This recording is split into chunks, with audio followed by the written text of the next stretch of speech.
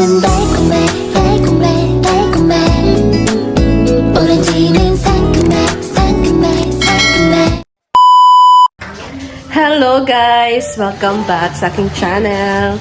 And for today's video, so I'm so sorry kasi yung mga in-upload ko lately na mga videos ko is mga old ko lang kasi nga guys, nagkasakit po ako and I need to rest. So that's why wala akong mga bagong upload na shinare sa inyo. So okay na, and ngayon okay na ako, and kaming dalaw kasi ni Habi nagkasakit. So maano talaga siya, mahawaan talaga siya pag kasakit ako. So, ayan, may lagnat, ubo, sipon. So, yan yung sakit ko. That's why wala akong upload. But ngayon, I'm okay na. And, ayan, for today's vlog, charot. So, lalabahan ni Mama yung mga damit ni Baby. Ayan, nag-ready na siya. Tinanggal niya yung mga tag. So, samahan nyo kami guys, paano niya laban yung damit ni Baby. And meron din akong binili, di ba, yung baby soap, pang laundry soap, di ba? So, ayan. Let's go.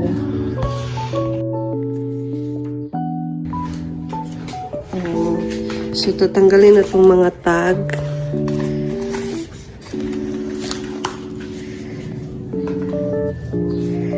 So, lahat puti, as you can see, guys. Lahat puti, kasi gusto ko puti. Bunti. So, ang cute din naman talaga, oh. Nakikitan talaga ako pag nakikita ko to. Ito, oh. Cute nito. Diba?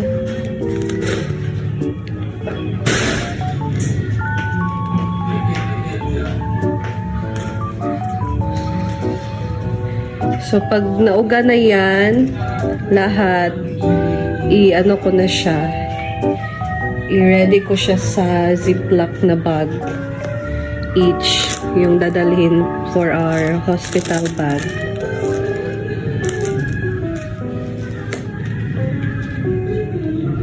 So, ito yung sabon na gagamitin natin.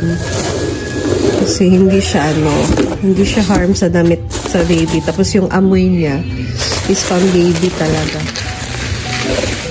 Bango niya guys. From Tiny Buds. Ayan, laundry wash.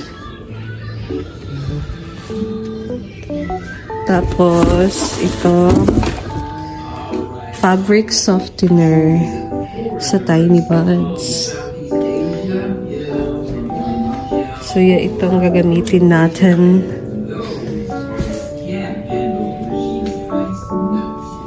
Ang bango nito.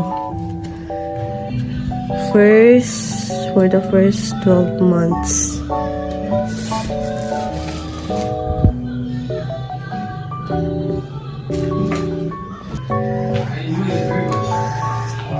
My just.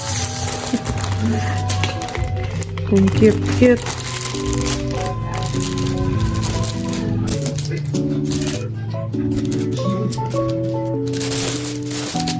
So, ayan guys, natanggalan na lahat ng ano niya.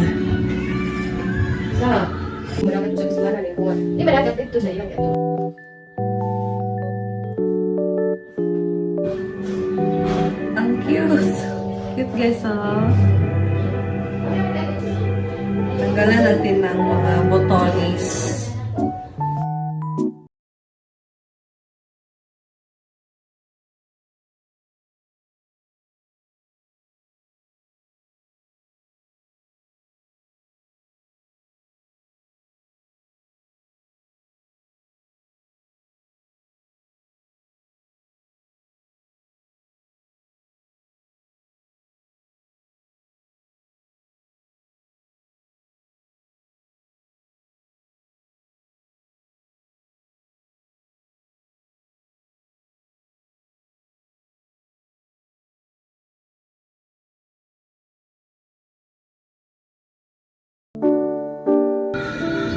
Ganda ito mo, sabi.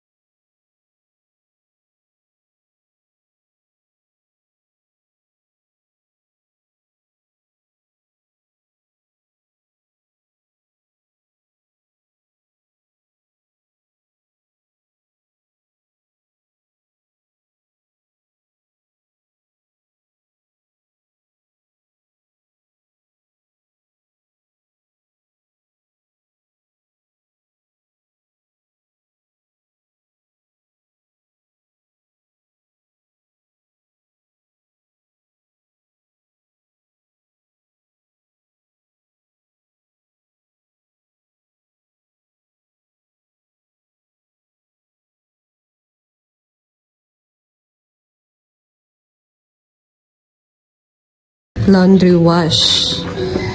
So, sa Shopee ko to binili, guys. Pwede din kayo mag-order doon. Tiny Buds na shop. Humot siya ba? Tapos, mabango siya.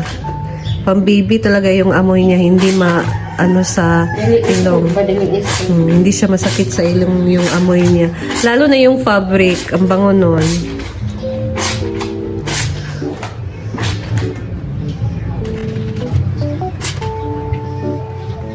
So, ayan guys, update lang talaga ako kasi hindi talaga madali magkasakit yung buntis, 'di ba? So, at least nung nagkasakit ako, one night lang yung lagnat ko tapos hindi masyado ako mainit. Pagka umaga, wala akong ininom na na gamot kasi nga natakot din si Habi na uminom ako ng mga gamot-gamot, 'di ba? Ang hirap kasi pag buntis, wala kang mainom na gamot. So, kailangan ka munang magpa-check up. So, ayun nangyari. Hindi ako nagpa-check up pagka umaga na. Pinagalitan nga ako ni Habi kasi nga dapat daw nagpa-check up kami. So, ayan, nawala. Nag-pray lang kami pagka bukas nag-check up. Pero, laboratory lang yung nagawa namin. Pero at least okay naman yung laboratory ko. Wala akong UTI. Ayun na nga. Yung sabi lang ng doon sa midwife na Biogesic. So, uminom ako ng Biogesic pag umaga and nawala na siya yung lagnat ko. So, I'm thankful kasi tatakot talaga kami ni Habi dahil di ba pag lagnatin yung mother is pwedeng maapektuhan si baby dito sa loob ng tiyan. So, si Habi lang nagkasakit. Siya yung mas nilagnat sa akin kaysa sa akin. So, at least okay na kami ngayon dalawa and nakapag-update na din sa aming YouTube and sa Facebook. So, ayan guys. Back. Ayan. Fabric softener sa Tiny Buds. Ang bango nito guys. Kahit amoyin niyo. Charot. So, lagyan natin yun. Tapos, ang laki niya ha. 1.5 liter. Ayan guys. Tapos na.